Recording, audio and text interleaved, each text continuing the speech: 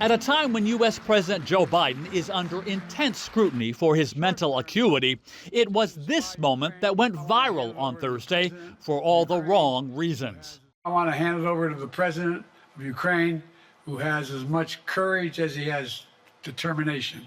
Ladies and gentlemen, President Putin. President Putin. You can beat President Putin. President Zelensky. Later, in a closely scrutinized news conference, Biden brushed off that error, but he accidentally referred to his vice president, Kamala Harris, as Vice President Trump. Look, I wouldn't have picked Vice President Trump to be vice president, but I think she was not qualified to be president.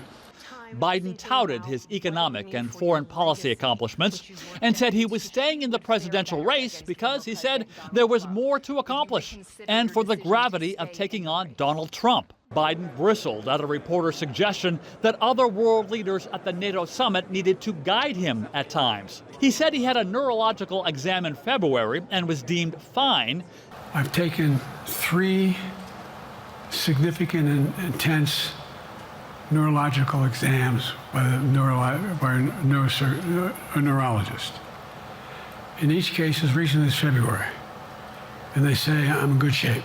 And while admitting he's got a reduced daily schedule, he said there's no indication that he's not getting the job done. He said Vice President Harris is qualified to be president and said he would step aside if any other Democratic candidate could do better in the polling against Trump.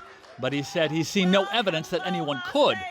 The question is, will this press conference slow the calls for him to step aside from within his own party?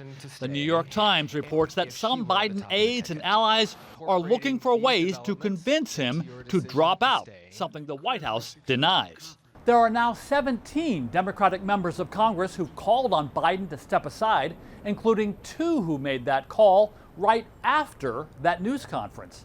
Andy Roesgen, TRT World, Washington.